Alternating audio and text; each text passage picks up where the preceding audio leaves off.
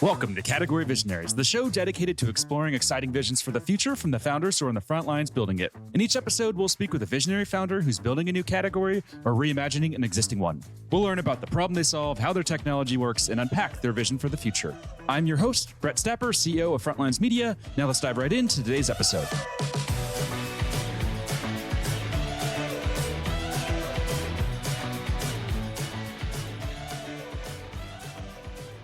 Hey everyone, and thanks for listening. Today I'm speaking with Lasse Andresen, CEO and founder of IndyKite, an identity platform for Web3 that's raised $10 million in funding. Lasse, thanks for chatting with me today.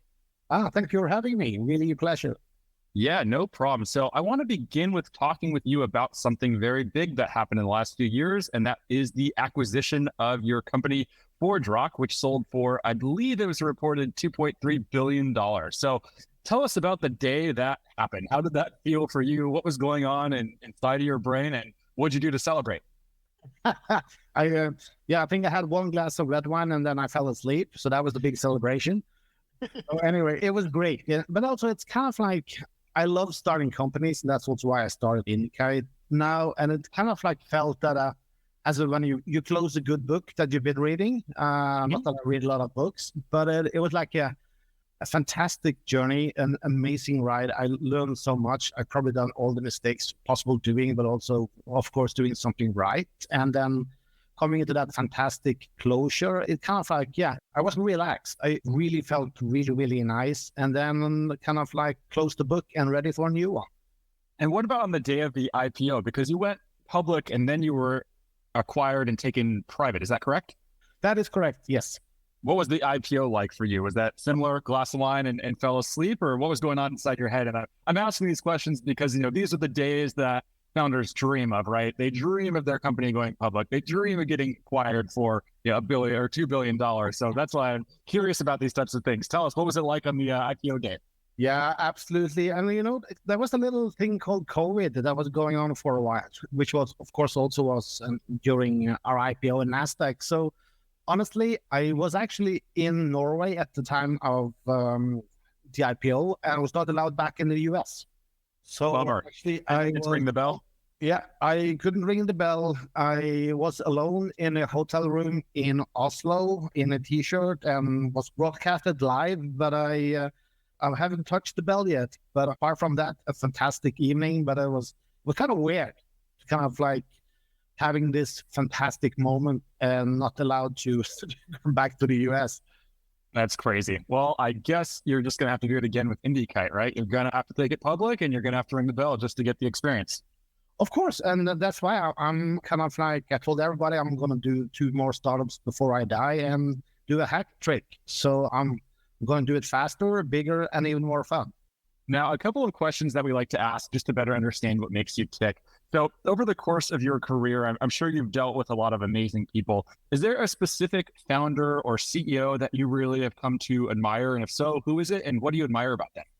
Yeah, I have to mention Scott McNealy, the founder and CEO of Sun Microsystems, and of course, a very known kind of like internet company out here in Bay Area. And also, I would say kind of like changed computing forever. And so his kind of like style when it comes to culture and also the one of the things which is near to my heart is innovation. I think Sun was the company that first of all was using kind of like a lot of money into R&D. They did a lot of bets, some of them plain stupid, but some of them also brilliant. And actually innovation, making bets, not making a Me Too company or trying to be a copycat, then you're always going to be too late and you're not going to be a winner. So that ballsy move and believing in open source, believing in innovation, and actually go where the puck is going to be and not where it is at the moment. And I see you were CTO at Sun Microsystems from, was it 2003 to 2010, which is a very interesting time, I think, to be part of the company. I'm sure you learned a lot from that experience, but if you had to choose just one thing, one big takeaway that really has informed how you approach company building and managing today, what would that one thing be? I think it will be the big developer conferences that we used to put on and seeing all that energy, all that innovation, all people coming together and building something which is larger than what you can do by yourself. So we did something called the Community One, and then started here in San Francisco with Community West. And then we came to New York with Community East. And at that time I was in Europe. So I called the guy and I said, there's something more East than New York. And said, what, really? Yeah, it's called Europe, for Christ's sake. So we also put on an amazing developer event there. And, developers is actually the people that are innovating and actually make this fantastic application and services. These are the guys you need to create technology for, so they continue doing what they're best at, making great new stuff. Fascinating. I love that. And I know you mentioned there that you don't read a lot of books, but has there ever been a book that really resonated with you that you would say has had a big impact on you, or are you just not a reader at all and prefer to consume information in different ways? Yeah, I'm sorry to say that. I don't read a lot when it comes to books. I'm kind of a born curious. So I read a lot of different kind of like small articles and stuff like that. Having time to sit down for like an hour or 5 reading a book. I probably did that in Easter in 1978. But I don't read a lot of books, sorry. Makes sense. I love it. All right, well, let's switch gears now and let's dive a little bit deeper into what you're building today. I was looking through the website. I read some of the articles about you, and it sounds just incredibly exciting. So take us back to the early days of IndyKite and talk to us about the origin story. Yeah, I'd love to. It's kind of like there's so much going on when it comes to innovation and new technology, and be able to start from scratch again and have no technology baggage. It's amazing. It's kind of like you have all these new color pens and black sheets. And one of the things that is very, very different versus kind of like back in the old days is that everything is online. There's more cars, IoT devices, APIs, bots online than there's human beings. And they, they all have relationships and they need to connect. You need to kind of like know who they are, meaning authenticate.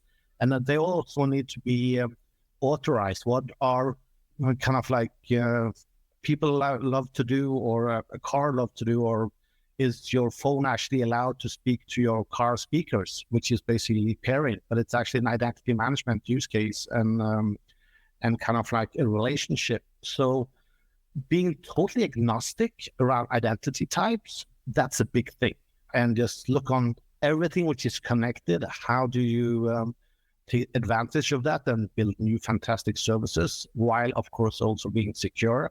That opens an insane amount of business opportunities. So that's where it started. The other thing is that if you have all that information, kind of like you can use it for so much more than just security and access and authorization. You can use the same information for hyper-personalization, because you know who's who and what they are, where they are, what car they are in, or what hotel room, and you can really personalize the services based on identity data. You can use it for recommendation, like Amazon or Netflix, kind of like movie recommendation. It's all about identity. They have all the identity of all the movies. They know who you are, and they've seen what you're doing in the past. So that's why they can recommend stuff. And for me, that's an identity management use case. So this is what IndyKite is all about: making decisions in real time based on context. And that could be a decision, it could be a recommendation, it could be an authorization. It's just what you query our technology, what kind of question you are asking our knowledge graph. And could you talk to us about the types of companies that are using this and really what that product suite looks like? Yeah, I think we have most traction kind of like in finance, in retail, in automotive industry. And our focus is where we can help other companies to actually create more value, meaning growing their top line revenue by serving the customer much better. And a very good example there in retail is, of course, loyalty programs. If you know who they are, your members, you can connect a lot of different services and not kind of like only send them a kind of like a marketing ad, but you can do in real life decisions. So you come up to a parking garage, we recognize your car by the license plate, so we know who you are. We see you are kind of like a gold member of the loyalty program. We have your your mobile phone number. So we basically just text you and say, hey, Brad, we see you're a good customer in our store. By the way, you can charge your electric vehicle for free in parking spot number 29. And by the way, salmon is on half price today. So this is just combining identity data and based on the context, you can make decisions like this. And it's really, really powerful. And all these companies would like to have better serve their customers. Customer retention is, of course, very important and make money. And it needs to be secure. You need to respect all GDPR and those kind of regulations. But the main thing, the driver, is the experience. How can you serve your customer better by giving them more based on information that they have shared with you to get something back? So this is also very close then to come down to the whole area of privacy, of course.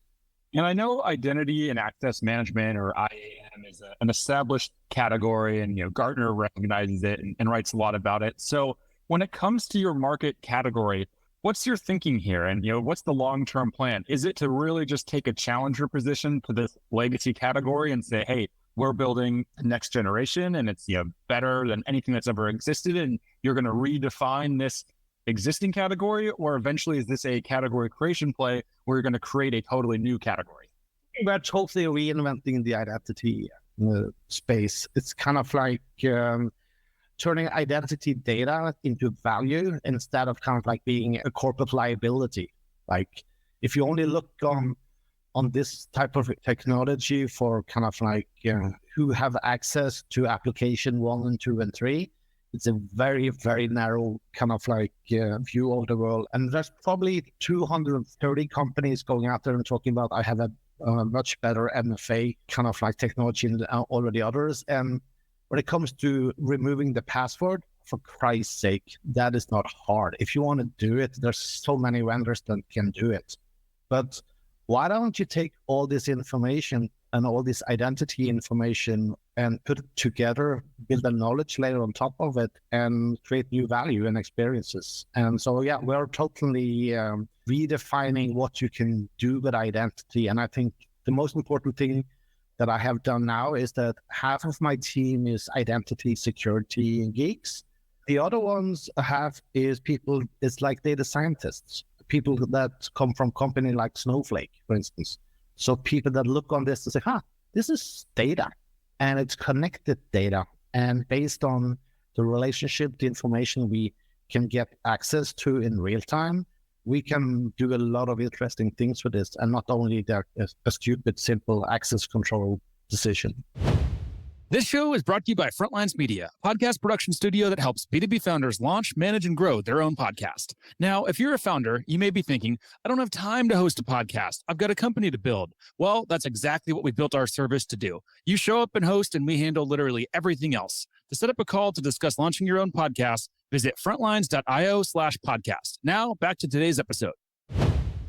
And when you are redefining an established space, it obviously takes a lot of time and it takes a lot of work, and you have to go out and evangelize and educate people on this idea and really try to get them bought into change and doing something different. So what types of tactics are you deploying to do that? And what are you just doing as an organization to really evangelize and preach this message to the world and to your customers, get them to believe in what you believe in? Everything is about adoption. And adoption comes to that actually the developers in the world see value in what kind of technology you are creating. So for us, it's all about open source. It's all inclusion and actually making developers happy and more productive, and in that way get adoption. And of course, in addition to that, you probably need to pay a couple of million to Gartner to get up to the magic quadrant right corner. But what we're doing is teaming up with developers in the world, make everything open source, and create something bigger that we can do only alone with our engineering team. And what are you doing to like stand out and capture the attention of developers? Because I feel like over the last couple of years, there's just so much noise. There's been so many companies funded for developer tooling. And I feel like they must just have so many companies trying to battle for their attention. So are there any specific strategies that you're just seeing work or tactics that you've deployed to rise above all that noise and capture the developer's attention? I totally agree with you. And I think where you should start is actually have really, really good documentation and kind of like samples, and makes it really, really easy to get started. I think if developer probably are deciding to go with your technology or not within kind of like 30 to 40 seconds. So make it accessible, make it really easy to get started. I think that is the key. People don't want to kind of like search for 4 days or 4 weeks to figure out what's going on. The attention span is really, really short. And there's, like you said, there's so many interesting, good technology out there. So you need to kind of like capture them really, really fast, really, really early. And I see you launched in March 2020, which I believe there were some interesting things happening in the world in March 2020 with the COVID pandemic. So let's talk about, those like early months of the company. And then, what was that like in your journey to finding product market fit? And do you have it now? Do you feel like you have complete product market fit today? Yeah. What are your thoughts there? Yeah. 2020 was pretty interesting. And of course, I was in San Francisco on the week that everything was shutting down. And the week after, I actually had 4 scheduled in-person meetings with investors because I wanted to raise some money, a pre-seed round. So on Friday the 13th, when all the airports was closing down, I called my friends in Norway, said, I don't have time. I can't go home. I have a lot of meetings now. So I decided kind of to stay. And I'm always very optimistic that it can't be that bad. If you can't fly from the US, I can drive to Canada, whatever. I'll get home. And then, so I decided to stay. And then on the Sunday, the 15th of March, the airline called me and they say, Mr. Andresen, we're not kidding. There's only 1 plane left. There's 2 seats. And this is kind of the last plane going from the US to Europe for God knows how long. So within 2 hours, I decided to jump on that plane, kind of like when I came back 1.5 years after, I had some really well-aged cheese in my fridge. I basically left really, really fast. And of course, all the investors, everything kind of stopped. And my decision at that time in March 2020 is that there's a timing for everything. You don't try to sell kind of like a new mobile phone subscription at a funeral.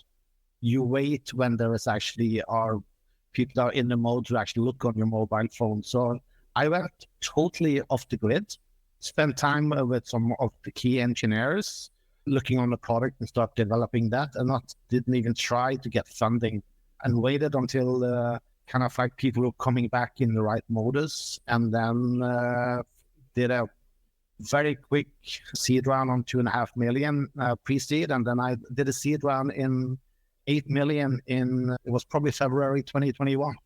Wow, that's amazing. And at what stage in that journey, or like around what time period, did you start to feel like you had reached product market fit?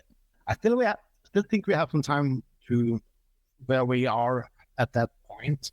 We're now testing our technologies with a handful of pilot customers. I personally, being with Sun, being with Fortua, we always worked with like global 5,000 companies like the BBC or Vodafone or Verizon or Audi or kind of like Geico, and this is the same customer type that I'm talking to now. And honestly, I find it much easier to working with big enterprises because they have very good internal kind of like technology skills. It's kind of like trying to do software support for your grandma is the worst kind of like scenario ever. If you talking to people in a big corporation like that, they really know their stuff.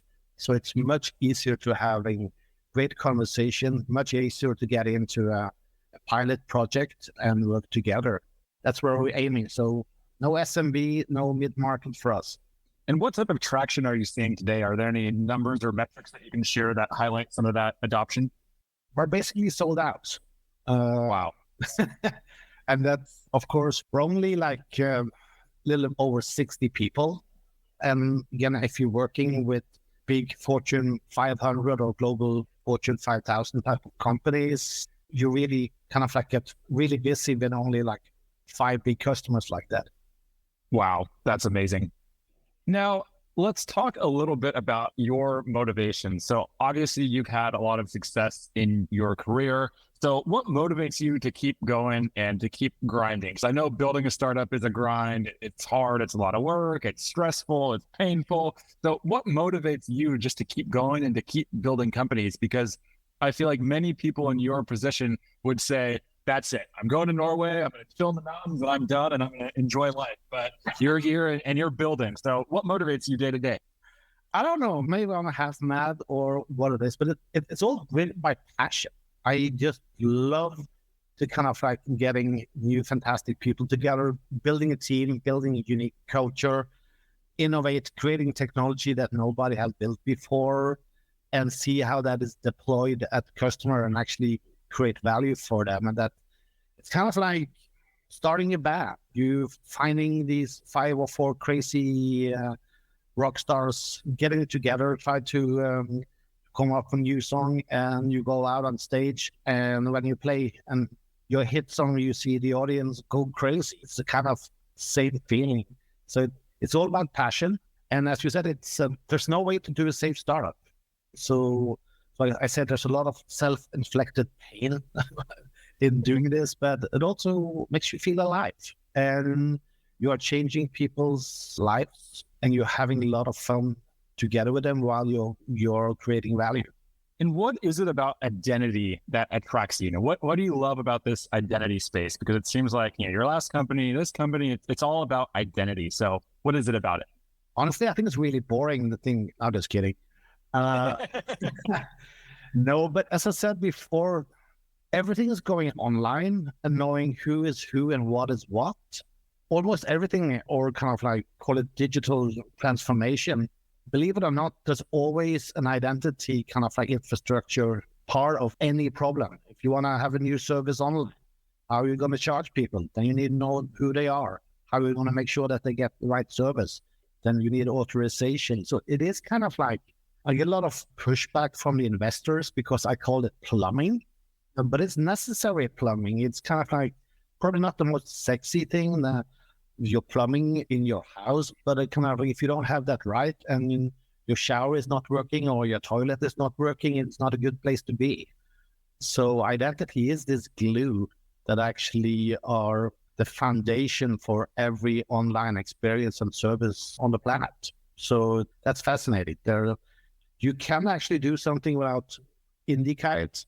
There's a lot of other good vendors out there, but you can't build a new service without thinking about security and identity. Mm-hmm. Super fascinating.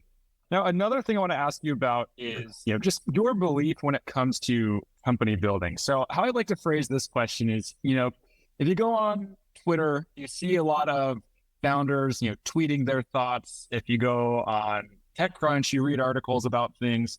Are there any things that you see out there in the world that you just disagree with when it comes to company building? Like, is there any advice that just seems to be widely accepted and believed in that you just think is total bullshit and you don't believe in it? Yeah, and this is probably since I'm coming from Norway, I don't believe in that hire and fire kind of like attitude, because getting the right people into place, and that is the most important thing. And hiring great people that actually can lead and execute, it's kind of like the key to creating a great culture and also a great company. The hiring the wrong people just knowing that it's easy to kind of like get them out the door, I think it's a very, very wrong attitude. So we spend a lot of time interviewing and making sure we hire people the right culture fit, the right attitude. Why do they want to do a startup and not work for Oracle?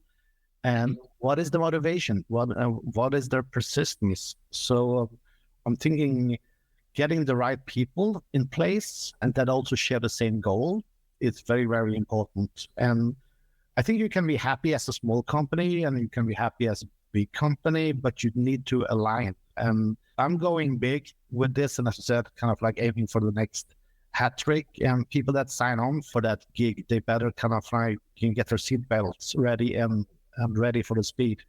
Now let's talk about that hat trick and that vision for the future. So let's zoom out 3 to 5 years from today.